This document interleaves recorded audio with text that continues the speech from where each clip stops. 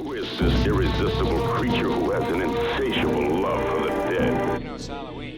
I guess everyone's entitled to get scared. Stop the prime time, bitch!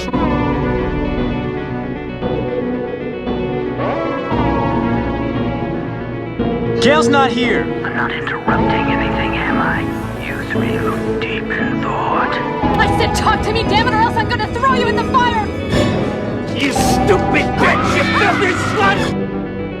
One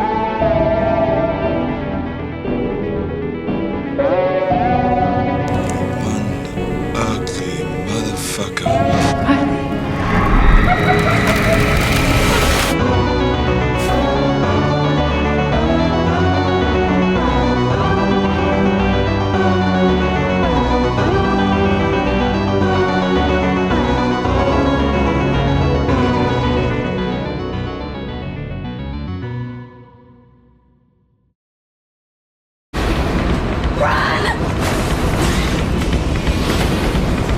Live or die, make your choice. There's something that we're not seeing.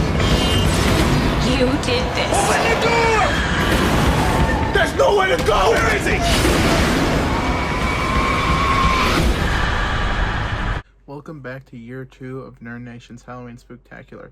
I'm very excited to be talking to you about horror movies in the month of October, and tonight we're going to be looking at Saw 2. Just a fair warning, this review will contain spoilers, so if you haven't seen Saw 2, go watch it and then come back to this video. From my understanding, Saw 2 is a fan favorite, and while this is definitely better than some of the other Saw movies that would come after it, this isn't one of my personal favorites of the franchise. Don't get me wrong, I'm not saying it's a bad movie, but I do have a few issues with it that keep me from calling it one of the best of the franchise. Let's start with the positives. I think the best thing about this movie is that it keeps the psychological element that was present in the first movie. After Saw 2, the franchise is really just about the traps and torture. And while the traps and torture are amped up here, the psychological themes are still intact. This movie takes an even closer look at how desperate people are to survive. The idea of this group being locked up in a series of rooms and having to go through these different tests to survive is a really interesting concept, especially when people start turning on each other. The ending is also really good too, with this one guy chasing Amanda and this kid around with a knife and trying to get the number on her neck. Now, other Saw movies do this kind of setup too. I think Saw 2 has the best example of this. I also think the traps in this movie are pretty great. You have one of, if not the most unfair trap of the entire series, where the guy has the key behind his eye and he has to dig it out to escape this Venus flytrap around his neck. It's a very wince-inducing trap, especially when it gives you close-ups of him trying to put the scalpel on his eye and failing to do so. The needle scene is also very wince-inducing because Amanda is literally thrown into this pit and there's a ton of needles just stabbing her and they're really dirty and gross. And she has to keep poking herself to try and get the key in this pile of needles. I also like how it ties back into her past because she used to be an addict and now she has to crawl in what's literally a pile of needles. You also have the trap where the girl gets her hand stuck in this glass container, and while that's definitely one of the more avoidable traps of this entire series, you do remember it because of that, and it's been memed and talked about to death. You also have the trap near the beginning of the movie where the guy uses the key on the door and ends up getting shot in the head. It's a really gross and grotesque image, but it's one of the more memorable traps in this movie. And you also have the trap where the guy is stuck in the furnace and literally burnt alive. One of the more creepy traps in this franchise. It's shot in slow motion and you see his head just laying limp when he dies. It's a really disturbing image, and I think it's really effective. There are a lot of great traps in this movie, and I also really appreciate that they're not overly gory. Sure, the gore is really amped up compared to the first movie, but it's not to the point where you see everything and it's really gross and nasty. I think they righted the line perfectly between not showing anything and showing too much. Personally, I think Saw 2 has the best balance between the traps and the psychological nature behind them. I also like that we get more of John Kramer, aka Jigsaw. For the majority of the first movie, he's just lying on a bathroom floor pretending to be dead, but in this movie there's a lot more of him. You get a lot of good interactions with him and that detective, and you can just tell how sadistic this guy is. He's really menacing, and you can tell that he genuinely believes that what he's doing is right.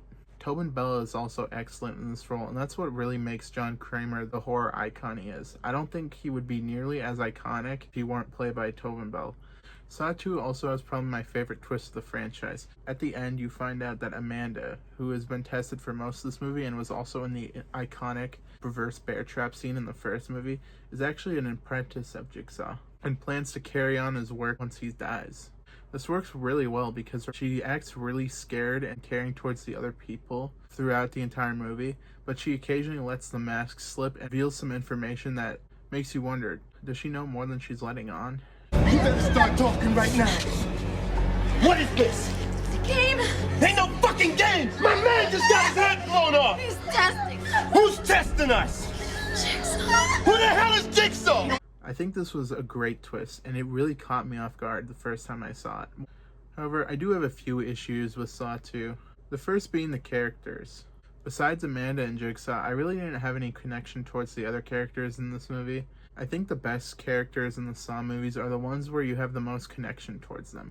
For example, Adam and Lawrence worked so well in that first movie because as they were trying to escape this trap, you figured out more and more about what kind of characters they were. In this movie, the characters really just go from room to room without much time to develop them or go into their backstory, which makes it harder for me to latch onto them personally.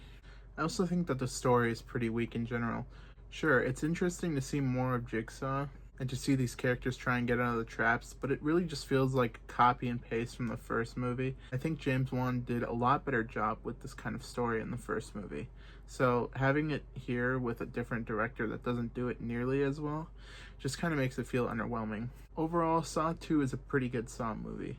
It's not one of my personal favorites of the franchise, but it's certainly not the worst out of it, and it's still a fun movie I can watch around Halloween. It's not the go-to Saw movie for me. If a friend wanted to watch a Saw movie and they picked this out, I wouldn't be upset by it. I'm going to give Saw 2 a 7 out of 10. Guys, thanks so much for watching. I'm really happy to be doing this series during Halloween again. It's a lot of fun, and I hope you guys have just as fun watching it as I do making it. And we're just getting started with these videos.